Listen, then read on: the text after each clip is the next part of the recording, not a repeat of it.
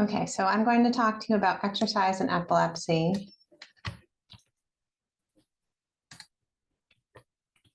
I'm going to start with my objectives. I'm going to try to give you general information about exercise as well as some definitions. List the benefits of exercise, including benefits that are specific to people with epilepsy. Identify common obstacles with adaptations and solutions. Review exercise guidelines from the CDC, including those specific to people with epilepsy. Offer resources for providers, caregivers, and patients. So some definitions. So physical activity is any movement of the body done through skeletal muscle contraction that causes the energy expenditure to be beyond baseline. Exercise is more purposeful. This is the purposeful physical activity that is organized, planned, and reoccurring. It's done with the intent of improving or maintaining one or more components of one's health. Fitness is the ability to perform one's activities of daily life, respond to emergencies, and enjoy leisurely time activities with sufficient energy and vitality and without excessive fatigue. This is the outcome or the result of exercise. And then on the opposite side is deconditioning, which is a state that occurs from being consistently physically inactive and lacking exercise, leading to functional loss. This is a common but preventable cause of morbidity and mortality. So the components of physical fitness include cardiorespiratory endurance, muscle strength, body composition, and flexibility. We want to be working on each of these. So you have aerobic endurance or cardiovascular work. This is the body's large muscles moving in a rhythmic manner for a sustained period of time. This is when you're getting your heart rate up. Strength or resistance exercise. This is any exercise that causes muscles to contract against an external resistance with the goal of increasing lean body mass and improving muscular strength and muscular endurance. This can include weights or can be used with stretch bands or body weight. Flexibility is exercising the range of motion that is possible at a joint. This is your stretching or your yoga. Balance is static and dynamic exercises intended to improve one's ability to withstand destabilizing stimuli or postural sway due to self-motion, environment, or objects. Working on balance is what keeps you from falling and keeps you upright. So the benefits of physical activity for adults and older adults. This is from the health.gov site and is their most recent release, even though it's from 2019. This is going to include lower risk of all-cause mortality, lower risk of cardiovascular disease mortality, lower risk of cardiovascular disease, including heart disease and stroke, lower risk of hypertension, lower risk of type 2 diabetes, lower risk of adverse blood lipid profile, that's your cholesterol, lower risk of cancers of the bladder, breast, colon, endometrium, which is the lining of the uterus, esophagus, kidney, lung, and stomach. Improved cognition, reduced risk of dementia, including Alzheimer's disease, improved quality of life, reduced anxiety, reduced risk of depression, improved sleep, slowed or reduced weight gain, weight loss, particularly when combined with reduced caloric intake, prevention of weight regain following initial weight loss, improved bone health, improved physical function, lower risk of falls, and lower risk of fall-related injuries. So in addition to all of those, people who have epilepsy get additional benefits. Fewer seizures than inactive subjects, increased reserve, improving lifelong brain function to reduce risk of future brain disorders, including dementia. I think of this as your bathtub. If you fill it up with water, giving you more reserve. If you release the water by about an inch, you still have a pretty full bathtub. But if you only fill it an inch and you let an inch out, now your bathtub is empty. Reduced recovery time after seizures, decreased risk of injury, improved quality of life scores, increased muscular strength, improved scores on neurocognitive outcomes, weight reduction with reduced body fat, reduced risk of diabetes, hypertension, which is high blood pressure, coronary heart disease, obesity, and osteoarthritis. And keeping in mind that coronary heart disease is still our #1 killer. Better psychosocial adjustment and improvement in mental state, improved self-esteem, decreased adverse effects from anti-seizure medications. So this was a study from 2017 that found that only 65% of people with epilepsy are not reaching the recommended 150 minutes of physical activity per week. And the impact of anti-seizure drugs on cognitive function is one of the main burdens on people with epilepsy. But physical activity was associated with higher quality of life and fewer side effects from anti-seizure medications. Reduced impact of comorbidities. And to talk about the comorbidities, first of all, mental health comorbidities. People with epilepsy have twice the pooled prevalence of depressive disorders compared to people without epilepsy. People with epilepsy have twice the pooled prevalence of anxiety disorders compared to people without epilepsy. Nearly twice the lifetime prevalence of suicidal ideation in people with epilepsy compared to people without epilepsy. And stress is among the most frequently self-reported precipitants of seizures. Depression, exercise, and epilepsy. Active patients with epilepsy had significantly lower levels of depression than inactive people, as well as better psychosocial adjustment. After a 4-week exercise program, people with epilepsy had improved mental state and became more sociable. There was improved mood in people with epilepsy who exercised for 12 weeks versus those who did not exercise. In the general population, regular exercise has been shown repeatedly to reduce the impact of stressful life events. And a regular exercise program increases serotonin, norepinephrine, dopamine synthesis and release, and upregulates neurotrophins, reduces stress, leading to decreased hypothalamic pituitary adrenal activity, which is your fight or flight response, which may reduce seizure susceptibility and psychiatric comorbidities. What about obesity and epilepsy? So they did a study where they looked at children and adolescents newly diagnosed, so they hadn't yet begun medications which can contribute to weight gain, and they hadn't yet been told, don't exercise because you have epilepsy. So newly diagnosed, untreated epilepsy, and they already had a higher body mass index than healthy children. In this study, nearly 20% of newly diagnosed pediatric patients with epilepsy met the standards for obesity, and an additional nearly 19% qualified as overweight, which is twice what was expected for the age. Obesity can impact body image and self-confidence, and when you combine that with epilepsy, that's going to be an additional hit. Anti-seizure medications, including valproic acid, carbamazepine, gabapentin, and vigabatrin, have all been shown to cause weight gain in an already at-risk population. This also increases your risk of cholesterol problems, blood pressure problems, diabetes, atherosclerosis, which is hardening of your arteries, and vascular complications, all of which have significant risk of morbidity and mortality. Exercise has been shown to reduce the risk of these disease states, along with weight reduction and helping to reduce the risk of regaining weight following weight loss. Bone density in epilepsy. So historically, patients who are told that they have epilepsy have also been told to avoid many activities. And especially as you're growing, so if you get your diagnosis of epilepsy early, this can impair bone mineralization, particularly over time. In addition, many of our medications are what we call enzyme-inducing medications, which means they change the way your liver is metabolizing substances, including vitamin D. Studies have demonstrated that bone loss can occur after as little as 2 years of anti-seizure medicine exposure. Studies have found double the fracture incidence in people with epilepsy compared to the general population. And exercise has been shown to induce positive effects on bone health, including bone mineralization. Exercise needs to be recommended to all people with epilepsy in order to protect against bone loss. And this is particularly weight-bearing exercise, which we'll get into later. Commonly reported obstacles for people with epilepsy to get exercise. So in a cohort asking patients, why are you not exercising? What's standing in your way? One of the #1 things was physicians, family, and friends, because many people with epilepsy report that they have been advised to avoid most types of exercise by a physician or discouraged from exercising by family and or friends.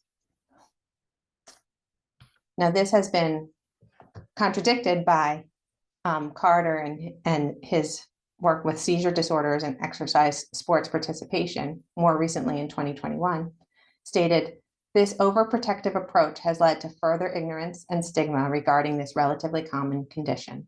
And to limit exercise for people with epilepsy is unnecessarily to deny them the physiological and psychological benefits of physical activities that are well established in the literature. The medical community should continue to advocate for people with epilepsy to afford them the same lifelong benefits of exercise available to the general population.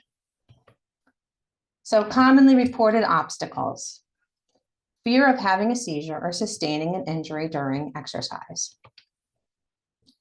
Many patients do not have an increase in seizures during exercise. More evidence suggests decrease in seizure frequency. The type and severity of seizure is important in assessment of injury risk. Generally, people with uncontrolled epilepsy, generalized convulsions, or atonic or drop seizures have the greatest risk during physical activity. But it's important to remember they also have the greatest risk during normal daily activities. And even if you exercise for an hour every day, there are 23 hours that you're not. And what are the chances that your seizure is going to occur during that one particular hour instead of the other 23? To alleviate some of the fears and concerns, you can simply search chair workout on YouTube and have many free options. Keep in mind safety when lifting weights over your head or over your body. I want you to have a Smith machine or a spotter. Even safer would be to use resistance training with stretch cords or bands, and watch for triggers to avoid. So if you find that overheating is a trigger for you, do your exercise in the early morning hours or in an air-conditioned space if you're able, with a fan if you're able, or with ice packs. Many felt an increased sense of security when exercising with others, so having a buddy is going to be a common theme throughout all of my solutions. Here's just a sample of the chair workout video. I'm Ryan Vandermark with the Buffalo Bills, and like me, you can see the 716 Sports League with Atwell Iker. Oh my gosh. Or two. It's November the 11th, the middle day.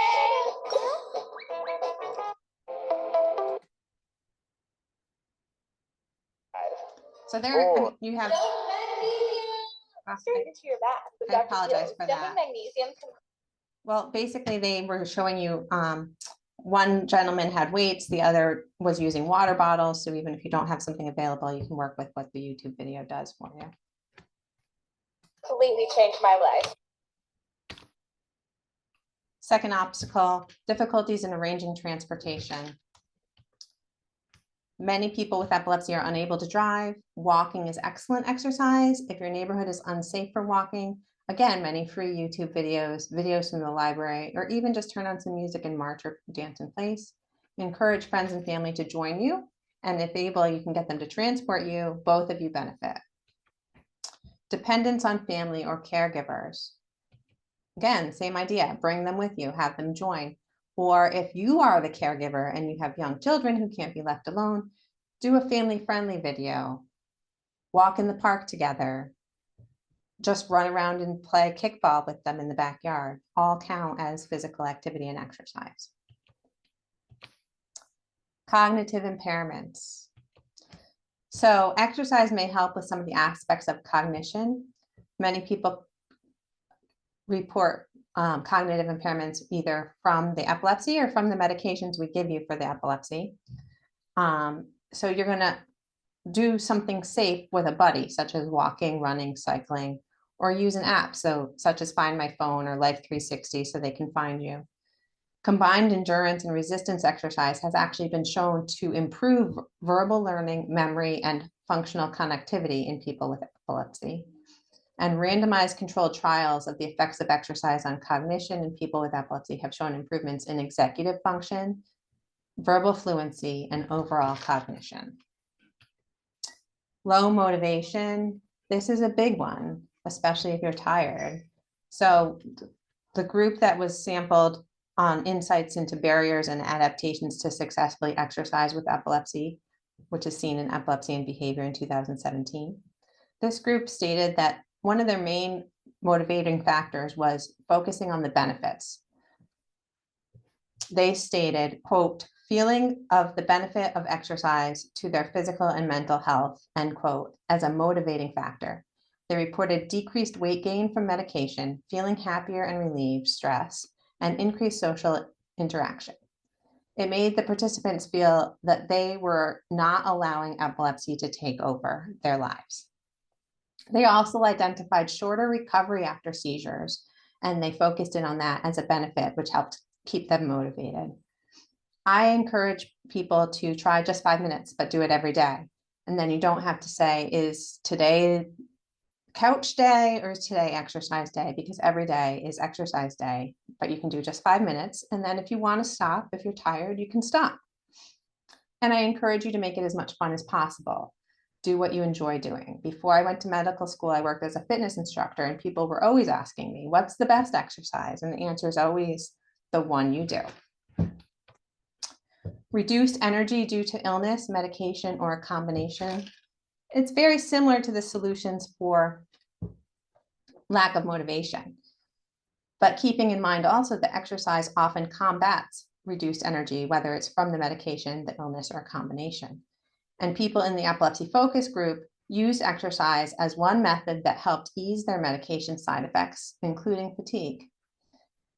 One of the people in the focus group stated, quote, but I would definitely say when the side effects start, it was so nausea and the tiredness, and it made me not want to exercise. But once you push through that barrier of initially feeling tired, you feel the benefit afterwards. I know I'll feel better at the end of it just for doing it. So again, I tell people to commit to 5 minutes every day. After 5 minutes, you're often going to continue, but 5 minutes is better than 0. Inadequate training, understanding of how to start on behalf of patients, providers, caregivers, and trainers. This is a big one because so many people in the medical field even are afraid of seizures. They think everything's going to promote seizures, and they don't know what they don't know. So there is actually a library put out by ACE, which is a fitness certifying agency. American College of Sports Medicine also has qualified fitness professionals, and this may also be a role for a physical therapist. We want people to be able to begin exercise in a safe and effective way, but keeping in mind that any movement counts. So if you're not sure what to do, or you feel like you don't know what to do, you just move, just walk. Many quality videos have very excellent cueing. You want to make sure that you aren't feeling pain during the movements, and start slowly and progress gradually. Is exercise safe for people with epilepsy? Exercise is considered safe in most people with epilepsy. They've done studies where they've confirmed that there's no change in the metabolism of your anti-seizure medications. And the very rare exceptions are generally reflex epilepsies where they know specific triggers. Otherwise there is no increase in seizures identified with exercise, and there may even be some evidence to suggest a reduction in seizure frequency, as well as a reduction in risk of status epilepticus.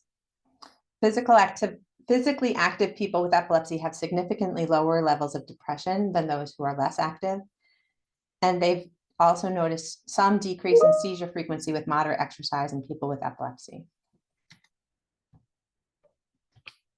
So back in 1968, they started asking this question, and this paper from Journal of American Medical Association said, today it is generally accepted by both physicians and educators that young people with convulsive disorders, once the seizures are under reasonable control, should be encouraged to lead as normal and active a life as possible. That sounds great, right? But if you keep reading further to the bottom, you see that they take out all of the following. With all the factors involved have been considered and properly evaluated, the youth concerned should be encouraged to participate in appropriate activities, including sports of interest, with the exception of boxing, tackle football, ice hockey, diving, soccer, rugby, lacrosse, and other activities where chronic recurrent head trauma may occur. Well, there was a response to this in 1973, where Livingston and Berman said, the performance of body contact sports is, in our opinion, associated with a calculated risk of injury, which is the same for all individuals, epileptic and non-epileptic. It is true that persons who sustain penetrating injuries to the head are more susceptible to the development of epilepsy. However, we believe that the relationship of adverse effect of head injuries on the course of pre-existing epilepsy has been completely exaggerated and probably does not exist. So they went on to describe an 18-year-old who had 2 epileptic seizures during his freshman year at college, at which time he was a member of the first-year football squad. Neither of these seizures was associated with head trauma. His personal physician insisted that he be prohibited from playing football because of the great risk of worsening his epileptic disorder by injuries to the head. Because he was not allowed to play football, this young man withdrew from college and became emotionally ill. He developed a marked feeling of insecurity and suffered frequent bouts of depression and anxiety. He displayed antisocial tendencies and spent most of his time at home. The parents consulted us. We advised and encouraged this young man to play football. He immediately re-engaged in college. He became a member of the football squad, and soon afterward, his emotional aberrations disappeared. During the sophomore year, he made the varsity college football team. He graduated with good grades and played on the varsity football squad in spite of the fact that he continued to have 1 or 2 short grand mal seizures a year during the early morning hours of sleep. So again, exercise does not typically induce seizures. There was no increase in seizure frequency after 4 weeks or 12 weeks of physical exercise program. Plus, the 12-week study demonstrated increased quality of life in the exercise group compared to the control. Women with intractable epilepsy exhibited a decrease in number of seizures during the exercise period. Studies examining intense exercise to exhaustion, none of the participants with epilepsy had seizures during incremental effort to exhaustion or after physical exertion. And there are rare case reports of exercise-induced epilepsy. So one group suggested doing an exercise EEG as a potential tool for identifying these rare patients. So is exercise safe for patients with epilepsy? So they updated the recommendations in 1997, stating that if a child has epilepsy, families and caregivers understandably worry about seizure-related injuries. Such concerns frequently limit the child's activity and result in restrictions that may lead to undesirable behavioral and psychological consequences with major adverse effects on the child's quality of life and psychosocial well-being. So this update encouraged swimming, rowing, paddling, and sailing with watchful eye of experienced and responsible swimmer, a buddy system, and use of life jackets. Climbing ropes, trees, and cliffs with risks involving heights requiring restrictions, whether the person has epilepsy or not. Biking, skating, rollerblading, skateboarding, wise for all, whether they have epilepsy or not, to avoid busy streets, while wise to wear helmets, and padding regardless of tendency to have seizures or not. Cross-country skiing, long-distance running, and other endurance sports, those were all acceptable as well. They also allowed football, rugby, soccer, and hockey because they stated minor head trauma was very unlikely to precipitate a seizure. What they left out here was scuba diving and skydiving. So what are the guidelines for how much exercise we should get? So in 2018, the physical activity guidelines for Americans said most health benefits are achieved at 150 minutes per week of moderate intensity physical activity, or 75 minutes of vigorous intensity physical activity, or an equivalent combination of both. There is a dose response, meaning more activity leads to more benefits, but any amount, even the 5 minutes, is better than 0. So again, what we know is that 65% of people with epilepsy are not meeting these guidelines. We know that inadequate physical activity is causing 10% of premature mortality and costing $117 billion in annual healthcare costs. And this is back in 2018, so I'm sure it's more now. So again, there's no lower threshold for the benefits. As you go over time, you see the most benefit at around 150 to 300 minutes of moderate physical activity. Then the curve starts to flatten out, but you do still continue to see benefits after that. But even as early as 1 to 5 minutes, you see a steep early slope, meaning that there's no lower threshold. So even if you don't have time, if you're not motivated, if you don't have energy, do what you can. So these are key points of the guidelines. Move more and sit less. If you're older or unable to do 150 minutes per week, do what you can. If you can't meet the guidelines, just do what you're able to do and avoid inactivity. Same thing in another way too. We want you to be doing 150 minutes a week, and we want you to be doing muscle strengthening activities. So weight bearing exercise, whether it be with weights, with stretch bands, or with body weight resistance. So specific guidelines were developed by the International League Against Epilepsy Task Force on Sports and Epilepsy in 2016. They stated initially, physical activity, exercise, and sports have a positive effect for people with epilepsy, including increased self-esteem, socialization, and improvement in long-term health. Most advice against participating in sports and exercise came from fear, overprotection, and ignorance. And they said enforcing a sedentary lifestyle can have deleterious effects and impact on psychosocial development, independence, and mental health. So they developed 3 categories based on the risk of injury or death for people with epilepsy and bystanders should a seizure occur during the event. They also recommended that guidelines be used on an individualized basis, with type and severity of seizures considered, consistency of any prodrome or aura, history of seizure precipitating factors, likelihood of supervision, and willingness to accept risk.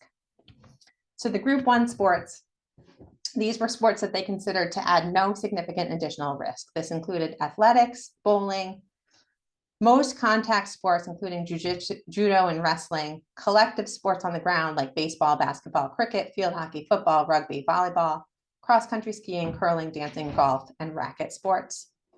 They considered group 2 to be sports with a moderate risk, including skiing, archery, pole vault, biathlon, triathlon, canoeing, collective contact sports involving potentially serious injuries such as boxing, karate, cycling, fencing, gymnastics, horse riding, ice hockey, shooting, skateboarding, skating, snowboarding, swimming, water skiing. They put weightlifting here.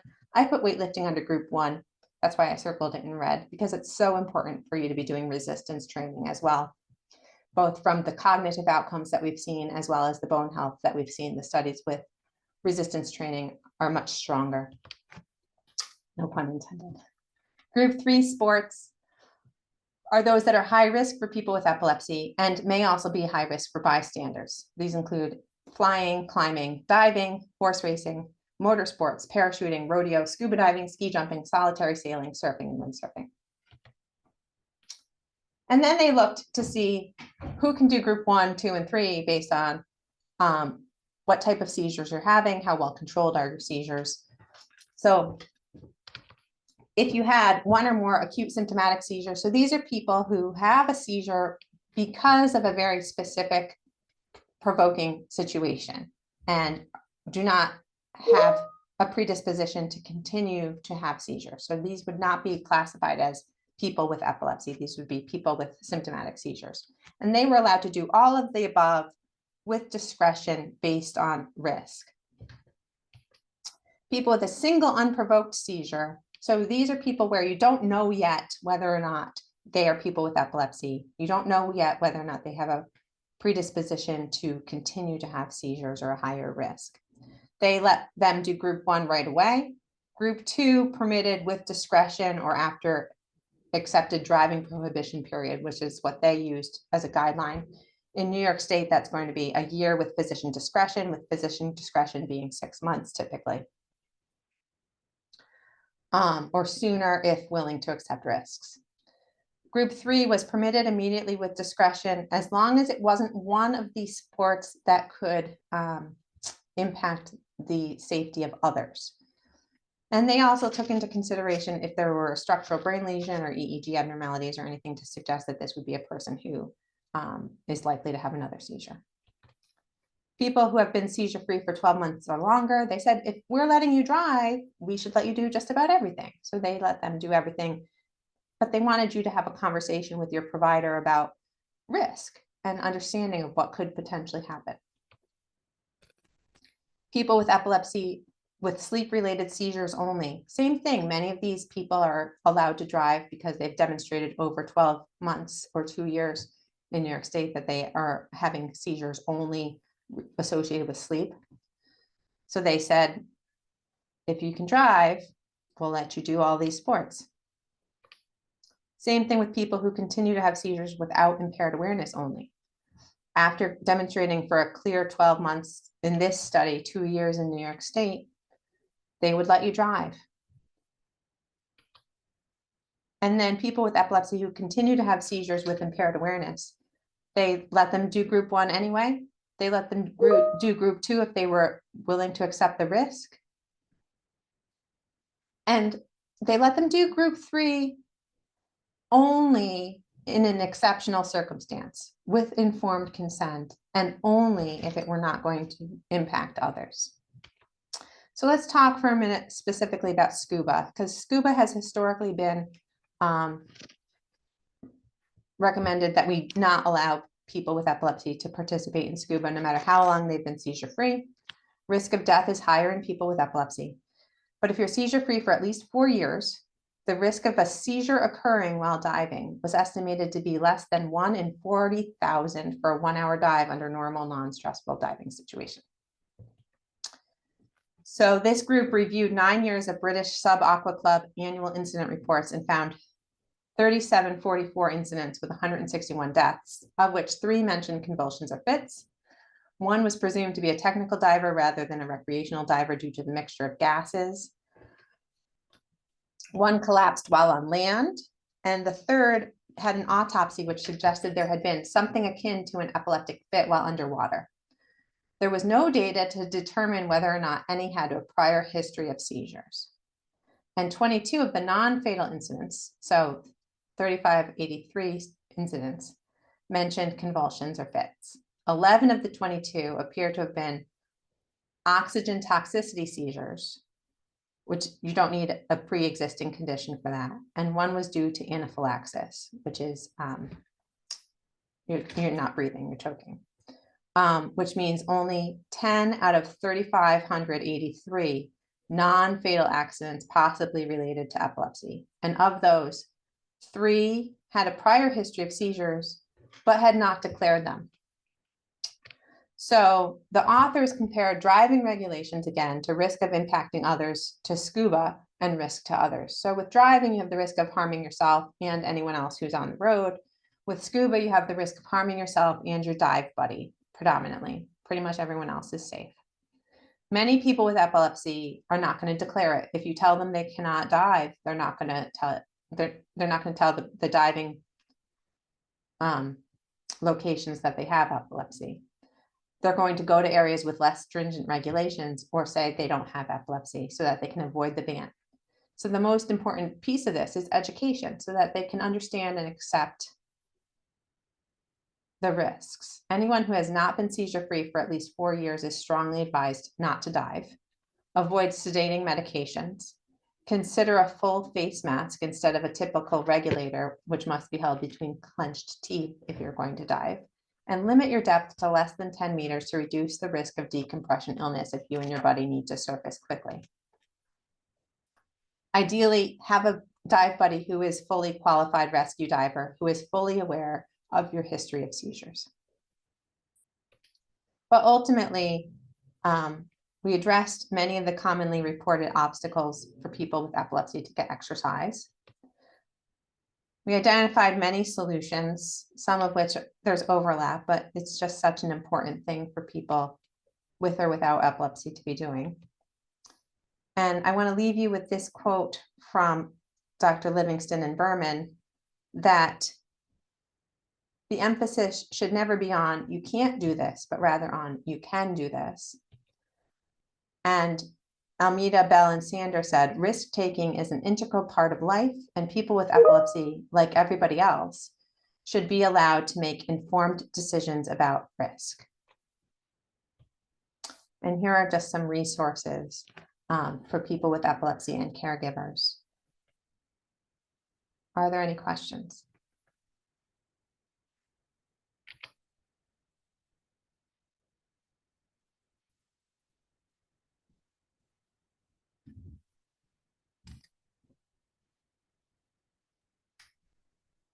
Thank you, Dr. Frawley, for that super duper duper informative webinar. Does anybody have any questions at this point?